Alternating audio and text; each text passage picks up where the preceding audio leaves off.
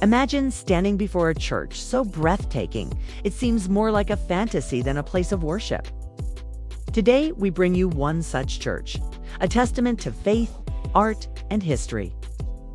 Join us as we unveil the secrets of St. Mark's Basilica, one of the world's most magnificent churches and a treasure trove of sacred relics.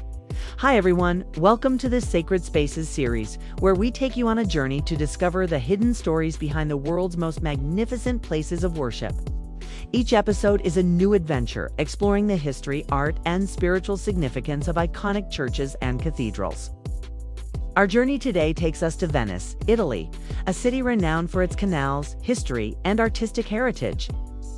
Nestled in the heart of Venice stands St. Mark's Basilica, a masterpiece of Byzantine architecture and a shrine to one of Christianity's most revered evangelists, St. Mark. Built in the 11th century, the Basilica di San Marco, or St. Mark's Basilica, is one of the most famous and ornate Byzantine-style churches in the world. Did you know, though, that the renowned church is actually the second one to be built in that location? The first basilica was erected in the 9th century to house the sacred relics of St. Mark.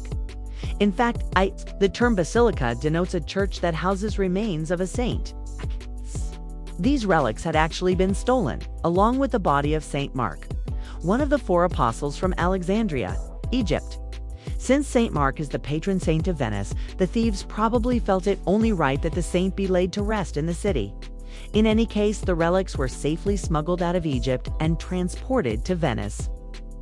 Unfortunately, while at sea, a storm almost drowned the grabber robbers and their precious cargo. It's said that St. Mark himself appeared to the captain and told him to lower the sails. The ship was saved, and the merchants said they owed their safety to the miracle. The entire story is pictured on the 13th century mosaic above the left door as you enter the basilica. This was not the only hurdle that faced the basilica. Around 976, the church was burned in a revolt against Doge Candiano IV. In 1063, the church was rebuilt under Doge Domenico Contarini on the original church's foundation. The building we're familiar with today was consecrated on the 8th of October, 1094, when the body of St. Mark was definitively deposited in a marble tomb beneath the high altar. The church is laid out in the shape of a Greek cross, each arm with a central nave and side aisle.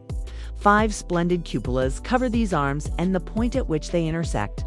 Approximately a century after the church was completed, an atrium was built, followed by a baptistry in the 14th century. Legend has it that 2 brave and hardy Venetians stole the body of St. Mark from Alexandria in Egypt and brought it back to Venice. This was in the 9th century after Christ. A mosaic in one of the niches outside the church shows Mark's body being hidden in a basket of pork, to prevent Muslim officials from searching the contents. The basket was then transported back to Venice, where a suitable, majestic resting place had to be created.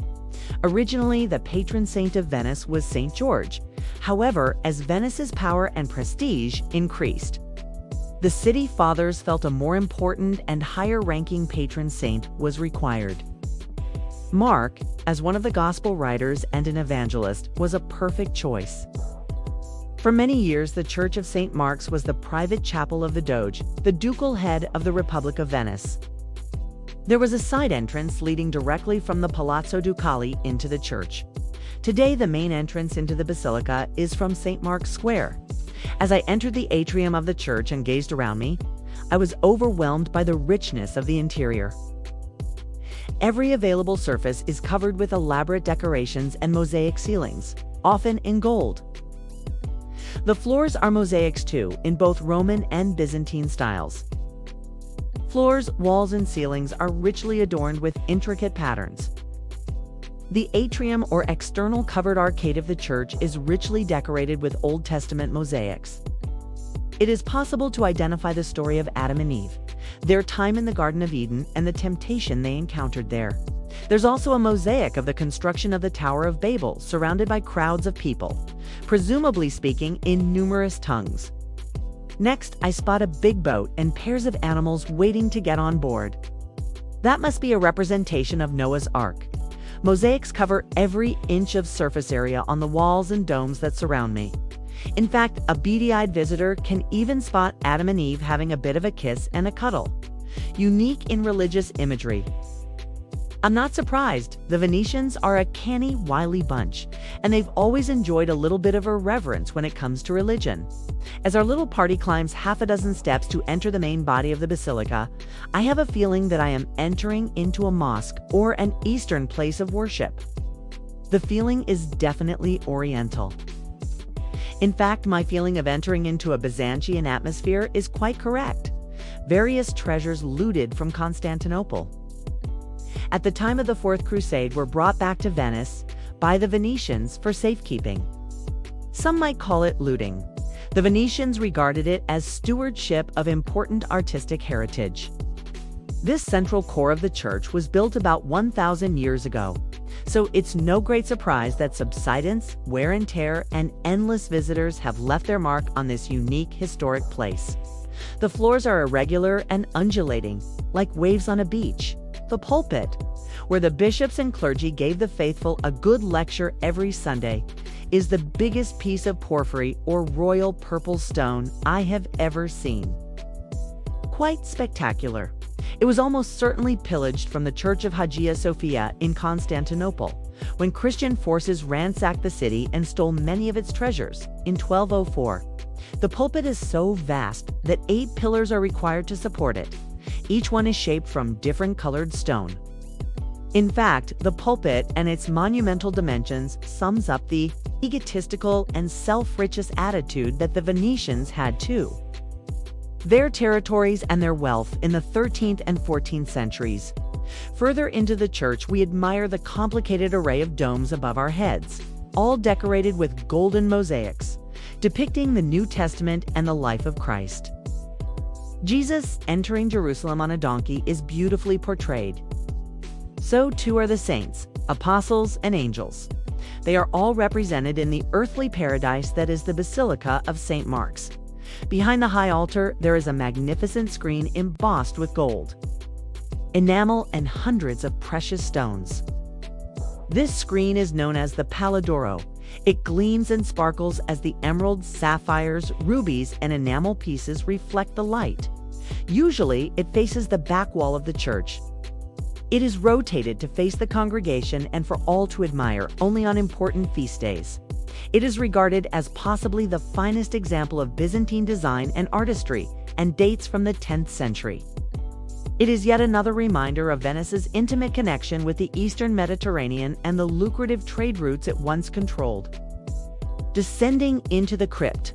Next, we made our way down some worn quartzite steps into the very bowels of the church. Here we found ourselves beneath everything: church, domes, mosaics, floors, ceilings, lead-covered rooftops, all piled above our heads, tons and tons of material. Below us, the consolidated mud, timber, and detritus of the lagoon, deposited and carbonized over thousands of years.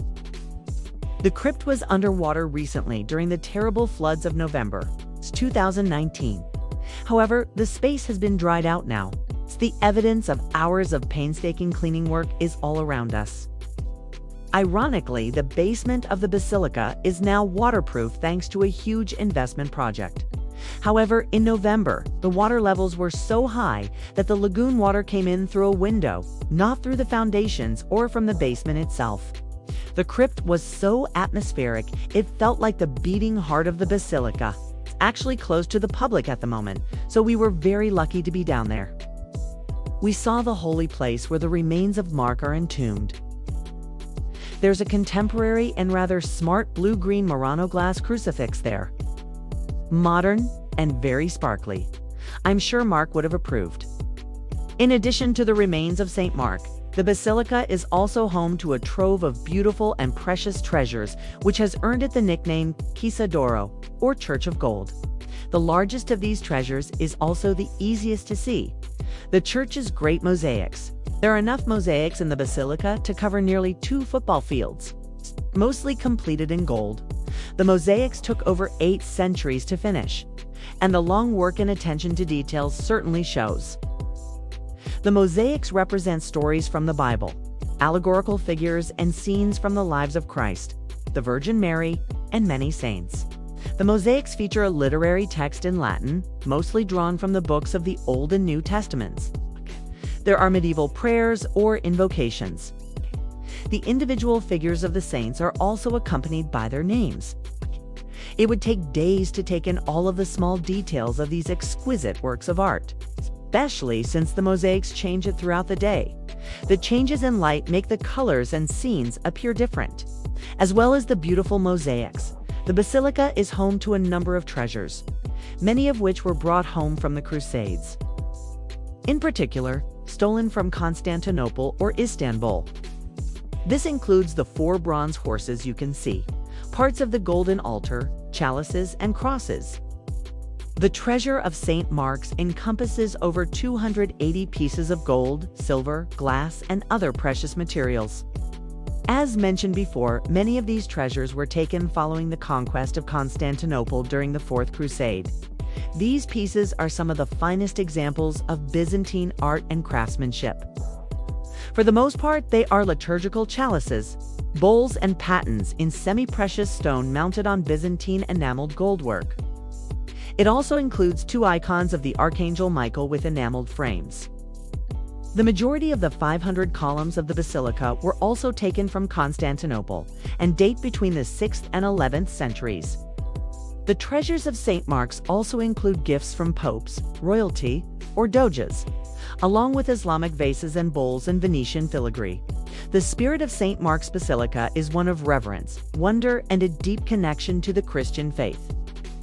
For centuries, it has been a place of worship, a center of religious life in Venice, and a symbol of the city's unwavering commitment to Christianity. The Basilica's influence can be seen in various aspects of Venetian culture, from its art and architecture to its festivals and traditions. As we conclude our journey through St. Mark's Basilica, we are left in awe of its beauty, history, and the profound impact it has had on Venice and the Christian world.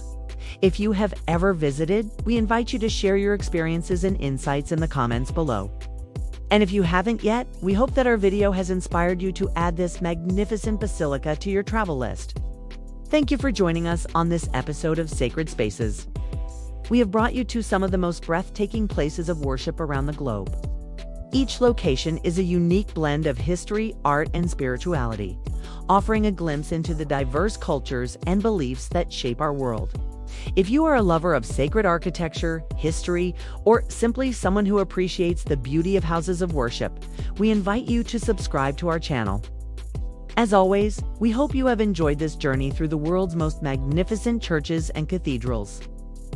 Until next time, may you find peace and inspiration in the sacred spaces of our world.